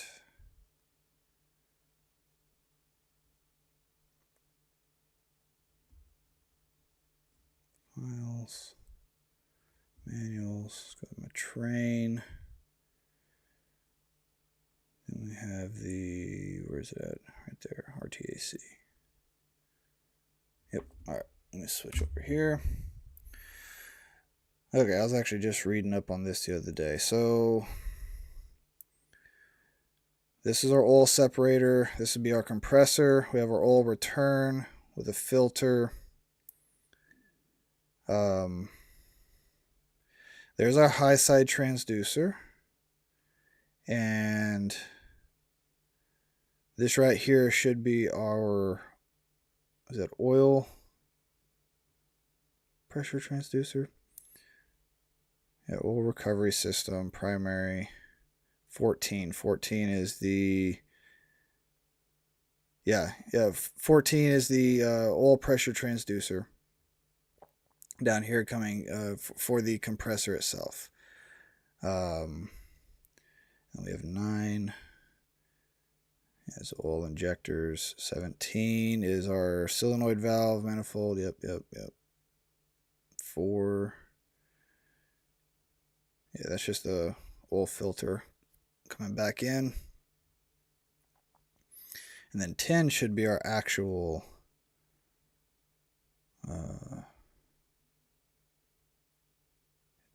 oil filter. Yeah, 10 is the internal oil filter. 12. Yeah, service valve. 15. Temp sensor, right. So that's right. This does have oil temp coming in. I've seen Trane do this a couple of different ways.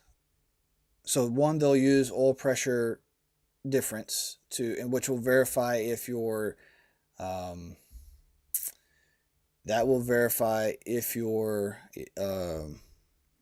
oil filter is having an issue, but it can also use oil temperature. So if the oil temperature begins to come back too high? A high oil temperature would indicate potential low flow scenario, if memory serves. I want to scroll down here to the oil section. Recommended oil change, refrigerant emissions, refrigerant oil change management.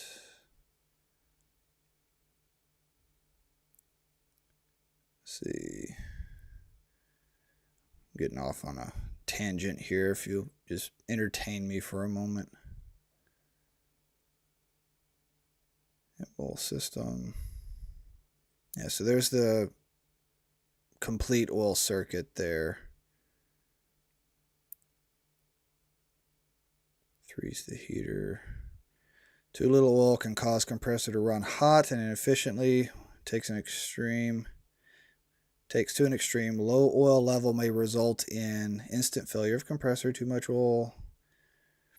The foul rates in the condenser evaporator, which will result in inefficient high oil levels. Too much oil may contribute to bearing wear. It gets too cold. Additionally, excessive compressor wear is probable. All right, oil system consists of the following. What about actual measure the oil? Not worried about that.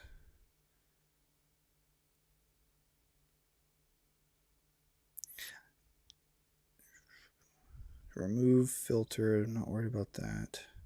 Yeah, obviously, it's a very complex oil circuit for an air-cooled screw.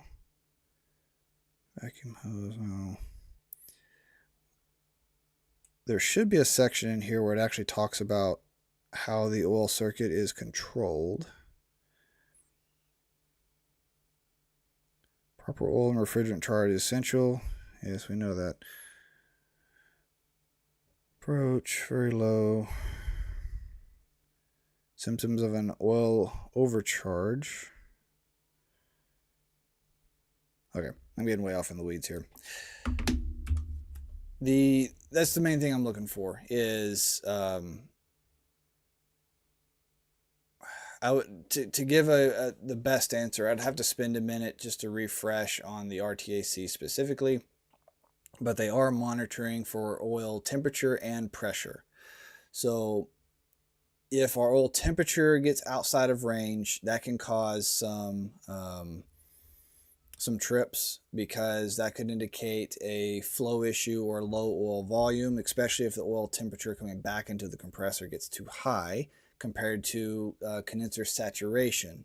So by temperature, it's taking actual oil temp, comparing it to condenser saturation. Then it's taking condenser pressure and comparing it to internal oil pressure, which is going to be post oil filter. So it depends on the alarm. So low oil flow, I would be more focused on, it's probably more of a pressure issue than temperature, more than likely, right? That would be where I would start with. I would start with, okay, what is my pressure differential? Is my oil filter starting to plug up? Do I start to see several PSI drop, starting to push 10, 20 plus PSI across my oil filter? Those are things that are going to start to cause concern for me. If you want, send me an email. I can share the RTAC manual with you. That way you can read over it for yourself and get into more details on exactly how how that oil circuit is working, which will help you understand kind of what your conditions are. And it is actually, Trane is fairly detailed with how that side of the system is functioning. So I'd highly recommend, if you haven't taken some time, to do a read on that manual. Which, to that email, that is HVACtime at HVACtimetx.com. So if you want to send me an email to that, I can share that with you, and then we can continue the discussion from there. All right. Roku. For a layman who has no idea about HVAC, what would you tell them about the future of HVAC as a career prospect? Love the question. It is wide open. You have an opportunity. Here's the thing. We do not have enough tradesmen in the trade doing this work. We are way understaffed in terms of labor force. Now, at one time, even though we don't have enough technicians, it was still difficult to get opportunities because everybody wanted experience. And if you couldn't list at least 5 years of field experience, it was difficult to get an opportunity and to get somebody to hire you. That is far less true nowadays, just out of necessity. A lot of companies will hire people, straight out of trade school into the heavy side, just because we have to get people in. And that means we have to make the investment to train you. That's something to remember as you go through your process. It's very expensive to train you, including in the field. So even beyond whatever trade school you go through, the company putting time into you in the field working with you is expensive for the company to do, but it's necessary. Like, if the company wants to maintain you as a effective member of the team and for you to be successful in your career, which means they are successful, they have to put that investment in. It comes with the territory. But understand that as you're negotiating or looking at joining companies, a huge part of their decision is, how much is it going to take for us to get this guy where we need him? And if their measurement of that is it's going to take a huge amount to do that, well, they may be less interested in trying to work with you. And that comes back to, how well do you know the industry? Trade school is a great place to start. So in terms of future,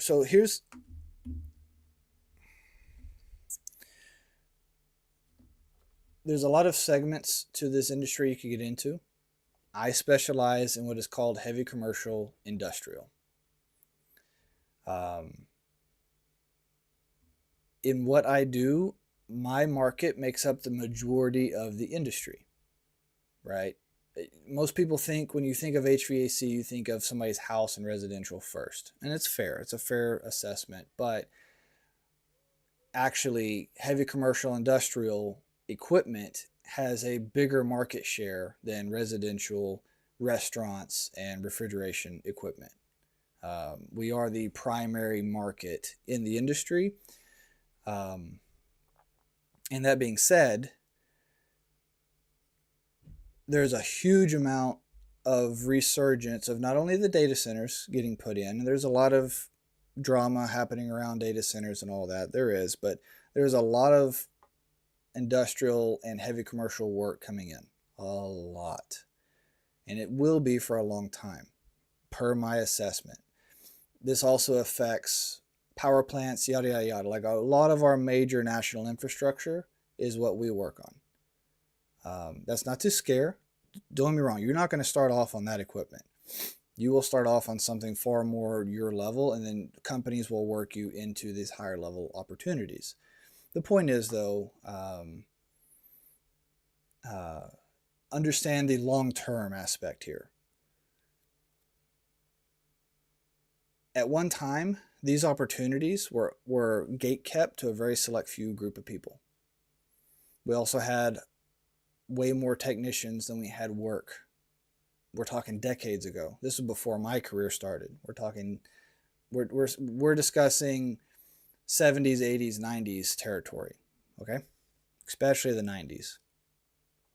Now, in our lifetime in this career, we have the exact opposite. And it's the same conversation you've probably heard everywhere. And I'll just kind of regurgitate it here. Everybody went white collar. Not enough people have gone blue collar. Yada, yada, yada. We have a shortage of labor force. That's probably what's leading to these questions to begin with, right? So, it's not just a talking point. Like for somebody coming from the field, that is a very real thing we feel daily. It's a huge opportunity for you because now all those gatekeepers, most of them have retired. Well, almost all of them have retired at this point. So the gatekeepers aren't there anymore. And we just need people. Like there's just a lot of opportunity. All it takes is somebody who's willing to step up and try. It's hard work. It's very technical. But it's wide open. If you're willing to take on that challenge, you're the biggest hindrance in your own way in most circumstances, not all. That's my opinion. So I think there's an extremely long future to a very successful career doing what we do, and it pays really well.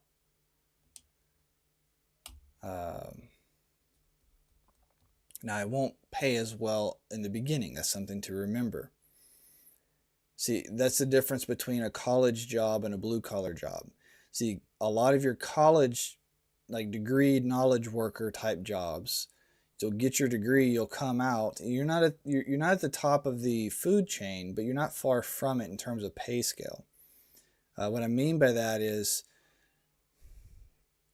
you come out of college making pretty close to what when I say pretty close, okay, it's hard.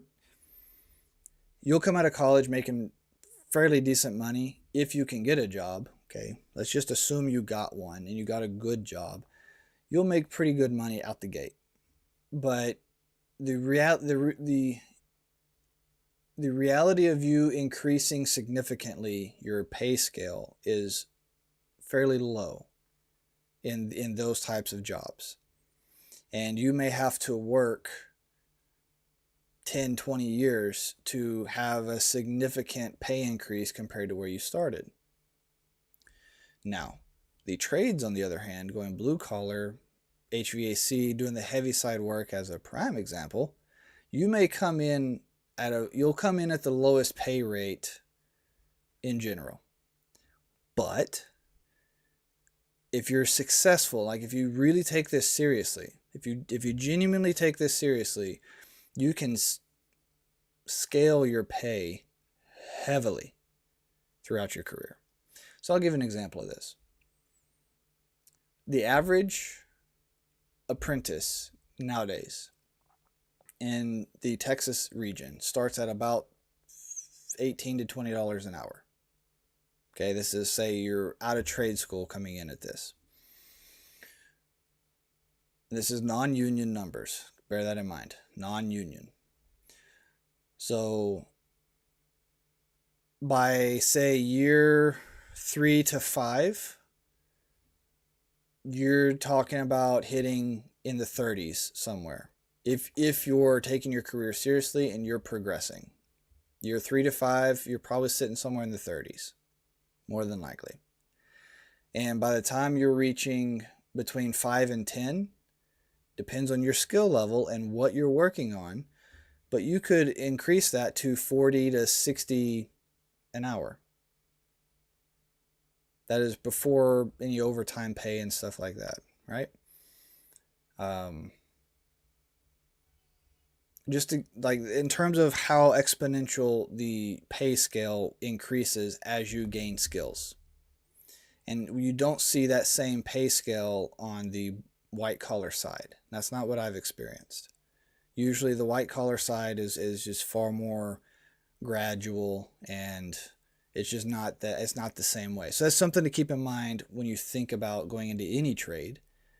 You're going to start off low, but if you do well, then you'll get the final reward you're looking for.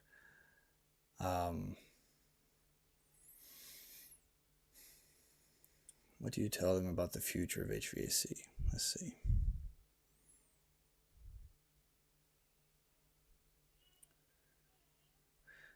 One big argument I could make, especially if you want to do something that really makes a difference, like genuinely has an impact, it's not just a job to have a job. Our entire civilization doesn't work without the cooling systems we service. From somebody's house to our critical infrastructure, hospitals, data centers. All of those things are possible because people like myself and most all of us here in the chat are doing this line of work. And we are making the life we live today possible because of what we do, including manufacturing. Most manufacturing doesn't function without some kind of industrial cooling system. So if that's the kind of career you want to have, that's the kind of career this industry can offer.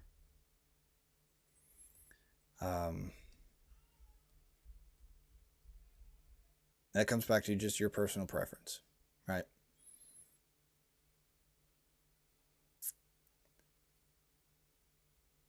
Yeah. It's a lot to say. It's a big decision. There's a lot more I want to say, but I think that'll summarize it. All right, I do need to kind of wrap up here. Projects, 27 floors, heat exchanger. All right, Hazim, if you would, let's follow up via email, bud. I'm not gonna have time to dive into that today. What I can do though is I can at minimum add this to a future question I can answer. I just don't have time today. Sorry, the interest part is that I thought I have an oil filter problem or valve, but after I check, all that seemed okay. Then I open EXV manually to 100% and let the chiller sit a while, and it worked.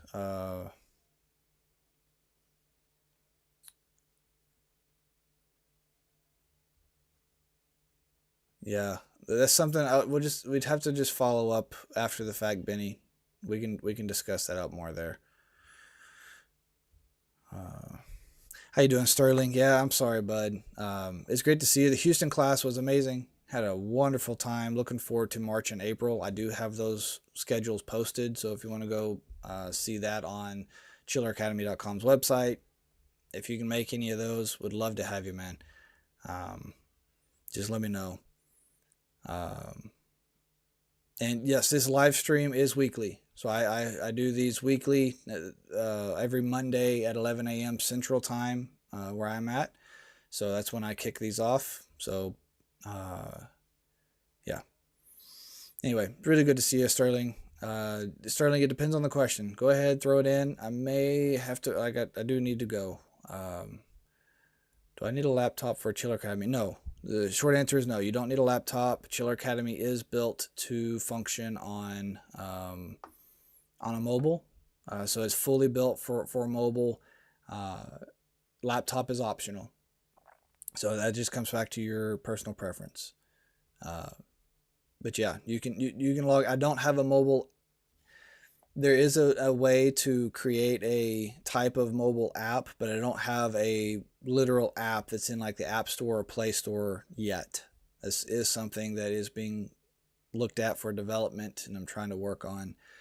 So I don't have an app you're going to download, but using your browser, whatever browser you choose, I don't really care.